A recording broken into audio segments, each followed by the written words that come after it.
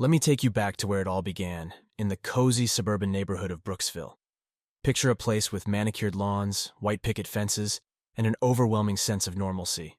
That's where I lived with my wife Emily and our two kids, Jack and Olivia. On the surface, we were the perfect family. Emily was the PTA mom, always involved in the kids' activities, while I, Mark, worked at a tech firm downtown, ensuring we had everything we needed. Our house was a two-story colonial-style home with a charming facade, complete with blue shutters and a front porch where we'd often sit in the evenings, watching the kids play. Inside, it was a different story. Our marriage, which had once been full of passion and excitement, had settled into a monotonous routine. The spark had faded, but I always believed it was just a phase, something we'd get through like any other challenge. Emily was stunning, with her blonde hair and piercing blue eyes. She had a magnetic personality, drawing people in with her charm and wit. At social gatherings, she was the life of the party, always laughing and telling stories. I was more reserved, preferring the quiet corners where I could observe and reflect. Despite our differences, we had a bond that I thought was unbreakable. Brooksville was small enough that everyone knew each other, but big enough to provide some anonymity. It was the kind of place where secrets were hard to keep, but not impossible. And that's where the trouble started. In the midst of our seemingly perfect life, small cracks began to appear. Little did I know, these cracks were just the beginning of a much larger fracture that would soon shatter our world. It started with the little things, as it always does. Emily began to change in ways that I couldn't quite put my finger on at first. She started dressing up more, even on days when she wasn't going out. Her casual jeans and t-shirts were replaced by fitted dresses and high heels. When I asked about it, she brushed it off, saying she just wanted to feel good about herself. She became glued to her phone, always texting or checking her social media. She would laugh at messages and then quickly lock her screen when I walked by. Our conversations, once so easy and natural, became stilted and awkward. When I asked her what was so funny, she'd just smile and say it was nothing. Then, there were the nights out with the girls, which seemed to happen more and more frequently. Emily used to be a homebody, preferring quiet nights with a movie and a glass of wine. But now she was always eager to go out, often coming home late and reeking of alcohol and perfume that wasn't her own. When I'd ask about her night, she'd get defensive, accusing me of being controlling. I tried to give her the benefit of the doubt. I mean, she was my wife, the mother of my children. But the doubts were like gnawing little insects in the back of my mind, refusing to be swatted away. I noticed other things too, like the way she'd suddenly hang up calls when I entered the room, or how she was always working late on her volunteer projects. The intimacy between us dwindled. Sex, once passionate and frequent, became sporadic and mechanical. She was distant, her mind clearly somewhere else even when we were together. I felt like I was losing her, but every time I tried to talk about it, she'd explode, turning the blame on me for being paranoid and untrusting. One night, after another one of her late returns, I decided to look through her phone. It felt wrong, invasive even, but I couldn't shake the feeling that something was terribly off. Of course, her phone was locked and she had changed her password. This was new. She never used to lock her phone around me. The tipping point came one Saturday afternoon. Emily said she was going out for a few hours to run some errands. I had taken the kids to the park and returned home earlier than expected. Her car was still in the driveway, which was strange since she said she was leaving. Inside, I heard her on the phone, her voice low and hushed. I couldn't make out all the words, but the tone was unmistakable, intimate, secretive. "Yeah, I can't wait to see you again." "No, he doesn't suspect a thing. I'll call you later, okay? Love you too." My heart dropped into my stomach. Emily was having an affair. The woman I loved, trusted, and built a life with was betraying me in the worst possible way. The suspicions that had been simmering finally boiled over into a sickening reality. From that moment on, everything changed. I knew I had to find out the truth, no matter how painful it might be. The perfect life we had built in Brooksville was about to unravel, and I was determined to uncover every lie that Emily had told. The very next day, I devised a plan. If Emily was hiding something, I needed proof. Irrefutable evidence that would shatter any lies she might spin. I felt like a spy in my own home, a reluctant detective on the trail of an affair that was eating away at my soul. I started by hiring a private investigator. His name was Jack, a grizzled veteran of the trade with more than a few stories to tell. He assured me he had seen it all, and that he would get to the bottom of whatever was happening. Jack started tailing Emily, documenting her movements, taking photos, and gathering any evidence of her infidelity. While Jack was doing his work, I kept my eyes and ears open at home. I noticed more and more inconsistencies. Emily's excuses became flimsier, her behavior more erratic. She'd leave the house saying she was going to the grocery store, but would come back hours later with barely a bag of groceries. The late-night texts and calls increased, and she became even more secretive, often leaving the room to take her calls. After a week of investigation, Jack called me with news. "Mark, I've got something you need to see," he said, his voice grave. We met at a small cafe on the edge of town. Jack handed me a manila envelope, and inside were photos of Emily with another man. They were at a fancy restaurant, then leaving a hotel together, arms around each other, her head resting on his shoulder. The intimacy in the photos was undeniable. The man in the photos was someone I recognized, Jake, a so-called friend from our social circle. He was always charming, always around, and I never suspected a thing. The betrayal was a double blow, from both my wife and someone I considered a friend. One night, after the kids were asleep, I decided it was time to dig deeper. Emily had left her laptop on the kitchen counter, and I couldn't resist the opportunity. She had always been careless with her passwords, and it didn't take long for me to crack it. I searched through her emails, her social media, and finally, her hidden folder of messages. There it was, in black and white. Explicit messages, plans to meet, declarations of love. The messages were graphic, detailing their sexual encounters, making my blood boil with every word I read. The extent of their affair was laid bare, and it was worse than I imagined. They had been meeting for months, maybe even a year. In those messages, Emily described me as controlling and boring, someone who didn't understand her needs. She praised Jake for making her feel alive, for giving her the excitement she craved. Every message was a stab to the heart, every word confirming the betrayal that had destroyed our marriage. As I sat there, seething with rage and disbelief, Emily walked into the kitchen. Her eyes widened as she saw the laptop open, her face quickly turning from surprise to anger. "What the hell are you doing, Mark?" she demanded, trying to snatch the laptop from me. "I know everything," I said, my voice cold and steady, even though my insides were churning. "I know about you and Jake. I've seen the messages, the photos. I know you've been cheating on me." Emily's face went pale, then red with fury. "How dare you go through my private messages? That's an invasion of privacy." "Invasion of privacy? You're seriously talking about privacy after what you've done? You've been lying to me, cheating on me, destroying our family," I shouted, unable to contain my anger any longer. Her eyes flashed with defiance. "Maybe if you weren't such a boring, predictable husband, I wouldn't have had to look elsewhere for some excitement." She spat, her words like venom. That was it. The final straw. I stood up, trembling with rage. "Get out," I said, my voice low and dangerous. "Pack your things and get out of this house. Now." Emily looked taken aback, but then she sneered. "Fine, I will. But this isn't over, Mark. Not by a long shot." She stormed out of the kitchen, slamming the door behind her. As I stood there, heart pounding, the reality of the situation sank in. My marriage was over, shattered by betrayal and lies. There was no going back, no fixing what was broken. I had discovered the truth, and now I had to decide what to do with it. After Emily stormed out of the house that night, I was left alone with my thoughts, my anger simmering just below the surface. I had kicked her out, but that wasn't enough. The betrayal was too deep, the wounds too raw. I needed to do something more, something that would make her feel the same pain she had inflicted on me. I spent the next few days plotting my revenge.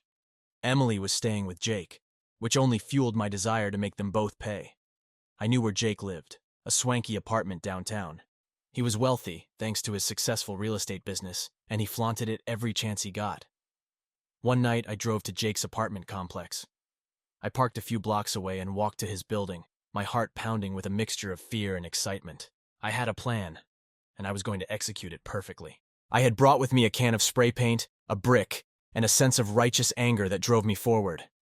I started with his car, a sleek black BMW parked in his assigned spot. With the spray paint, I scrawled cheater and homewrecker across the shiny surface. Then, I took the brick and smashed the windshield, the sound echoing through the quiet night. It felt cathartic, each swing of the brick releasing some of the pent-up rage inside me. Next, I made my way to his apartment door. I knew the building's security was lax, and I had no trouble getting to his floor. I sprayed more graffiti on his door, liar and betrayer, in bold, angry letters. I considered breaking into the apartment, but I didn't want to cross that line. I wanted them to know it was me, to feel the fear and uncertainty I had felt. But I wasn't done yet. I had another idea, one that would hit them where it hurt the most. I went to Jake's office building, a sleek high-rise downtown. Using the information I had gathered from Emily's laptop, I accessed his company's website and social media accounts. I posted all the explicit messages and photos I had found between Emily and Jake, exposing their affair to the world. I made sure everyone knew what kind of man Jake was, what kind of woman Emily had become. The fallout was immediate. Jake's professional reputation was shattered, his clients dropping him one by one. Emily was humiliated, her friends and family turning against her. They were both ruined, just as they had ruined my life. But it didn't stop there. I made sure everyone in our social circle knew about the affair. I sent anonymous letters and emails to the PTA, to Emily's volunteer organizations, to Jake's business associates. I wanted them to feel the shame and embarrassment, to have their lives unravel just as mine had. Of course, there were consequences. Emily and Jake both tried to play the victim, accusing me of harassment and vandalism. They even called the police. But there was little that could be done. I hadn't left any evidence that could directly tie me to the acts, and they were left to deal with the mess I had created. In the end, my revenge was complete. I had taken back some of the power, some of the control that had been ripped from me. Emily and Jake were left to pick up the pieces of their shattered lives, while I moved forward, determined to rebuild mine. It wasn't easy, and there were moments of doubt and regret. But as I watched them suffer, as I saw the consequences of their actions come back to haunt them, I knew I had done the right thing. They had taken everything from me, but I had taken something from them as well, something they could never get back. After the storm of revenge settled, there came the inevitable moment when Emily and I had to face each other one last time. The kids were with my parents for the weekend, a brief respite from the chaos that had enveloped our lives. Emily had called, saying she wanted to talk, to try to find some resolution. Reluctantly, I agreed. We arranged to meet at a quiet park on the outskirts of Brooksville, a neutral ground where we could speak freely. As I approached the park, I saw Emily sitting on a bench, looking more fragile than I had ever seen her. Her once confident posture was slumped, her eyes puffy from what looked like days of crying. Despite everything, a part of me still felt a pang of sympathy for her. But I steeled myself, reminding myself of the betrayal, the lies, and the pain she had caused. "Mark," she said, as I sat down next to her, her voice barely above a whisper. "Thank you for meeting me." I nodded, keeping my expression neutral. "What do you want, Emily?" She took a deep breath, struggling to find the words. I wanted to apologize. I know I've hurt you in ways I can't even begin to understand. What I did was unforgivable, and I'm sorry. Truly." Her words hung in the air, and for a moment, I didn't know what to say. Part of me wanted to yell, to scream at her for everything she had done. But another part of me felt a strange sense of closure, as if her apology was the final piece I needed to start moving on. "I appreciate your apology," I said, my voice cold but steady. "But sorry isn't going to fix what you broke. Our marriage, our family, our lives, they're all in pieces because of you and Jake." She winced at the mention of his name. "I know, and I regret it every single day. I was selfish and stupid, and I got caught up in something that felt exciting and new. But it was all a lie, and I've lost everything because of it." "Why, Emily, why did you do it?" I asked, needing to understand what had driven her to betray me so completely. She looked down at her hands, twisting them nervously. "I felt trapped, Mark. Our life had become so predictable, so routine. I needed something more, something to make me feel alive again. Jake offered that. He made me feel wanted, desired. But it was all an illusion. And what about me? Our kids? Did you ever think about what this would do to us? My voice cracked with emotion, the hurt and anger spilling over. I did. I thought about it all the time. But I was too caught up in my own feelings to see the damage I was causing. And by the time I realized it, it was too late. We sat in silence for a moment, the weight of her words sinking in. I could see the remorse in her eyes, the regret etched into her face. But it didn't change what had happened. I'm filing for divorce, I said finally, the decision made. There's no coming back from this, Emily. We can't fix what's broken. She nodded, tears streaming down her cheeks. I understand. I knew this was coming. I wish things could have been different. So do I replied, standing up. But this is the path we've taken. Now we have to live with the consequences. As I walked away, I felt a strange mix of emotions. Sadness, anger, relief, all swirling together in a chaotic blend. Our last conversation had given me some closure, but it also solidified the end of our marriage. There was no going back, only forward. And as I left the park, I felt a small spark of hope that maybe, just maybe, I could start to heal and build a new life for myself and my kids. The days leading up to the trial were a whirlwind of paperwork, lawyer meetings, and emotional turmoil. Emily and I had both hired attorneys, and the process was as contentious as I expected. Despite our mutual agreement on the divorce, there were still many details to iron out: custody arrangements, division of assets, and spousal support. Each issue felt like another battle in the war that had become our relationship. The courtroom was cold and sterile, a far cry from the warmth of the home we had once shared. Emily sat across from me, looking distant and resigned. Our lawyers did most of the talking, arguing back and forth over who should get what and how much. The judge, a stern woman with a no-nonsense demeanor, listened patiently, her expression giving away nothing. Custody of Jack and Olivia was the most important issue to me. I wanted to ensure they had as stable a life as possible despite the upheaval. Emily and I agreed on joint custody, but the specifics needed to be hammered out. I was adamant that the kids should primarily live with me, given Emily's recent behavior and the instability she had introduced into our lives. Emily fought back, insisting she deserved equal time with them. The judge eventually ruled in my favor, granting me primary custody with Emily having visitation rights.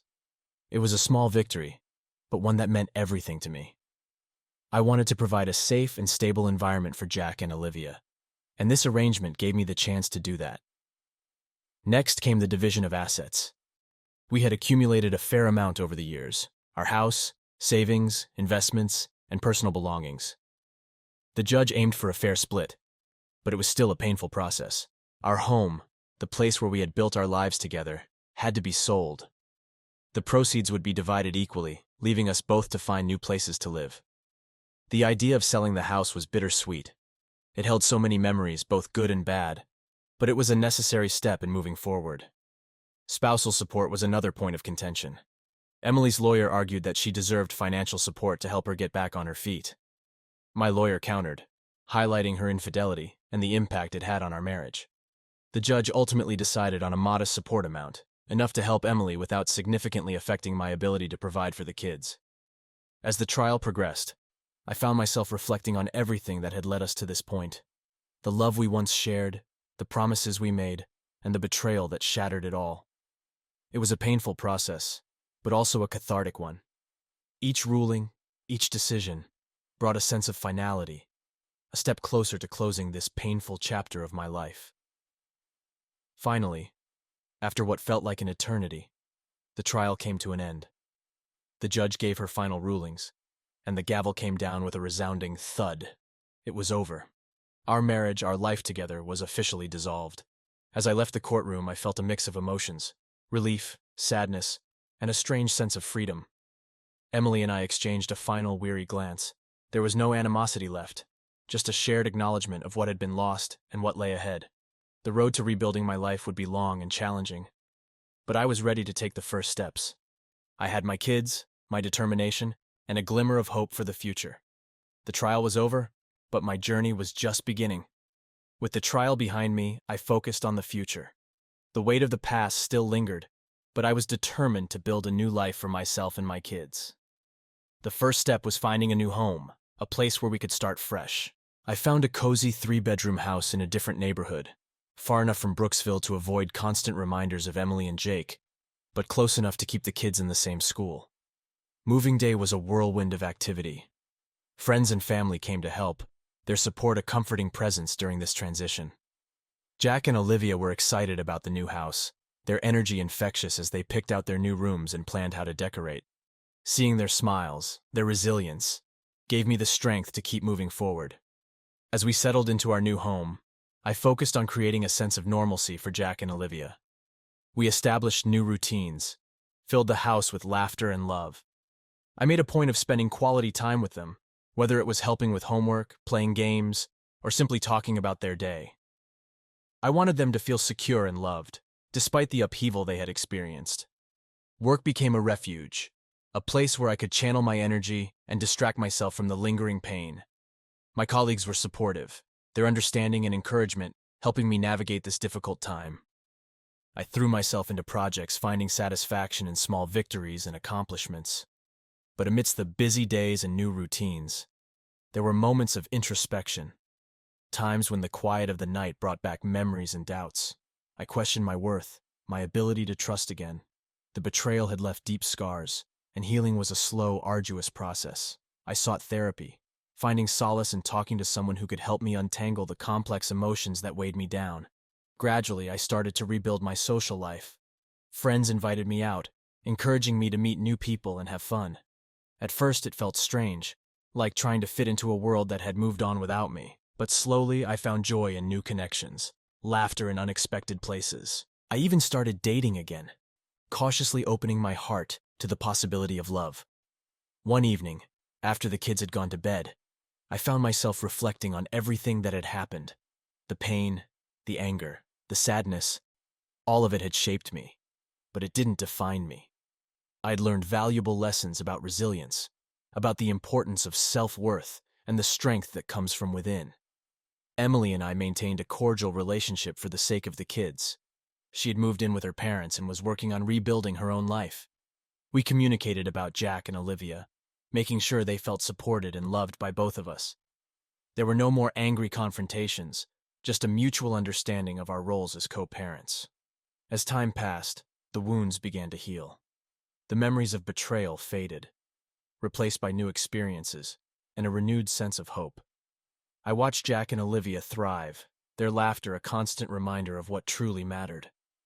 My new life, though born from pain, was filled with moments of joy and promise. In the end, I found strength in the journey. The betrayal had tested me, but it also revealed my resilience. I had faced the worst and come out stronger, ready to embrace the future with open arms. The road ahead was uncertain, but for the first time in a long while, I felt a sense of peace. Life had thrown its worst at me, but I had survived. And as I looked at my kids, their faces lit up with happiness, I knew that we were going to be okay. The past was behind us, and the future was ours to create. And with each new day, we moved forward, together, into a new chapter of our lives.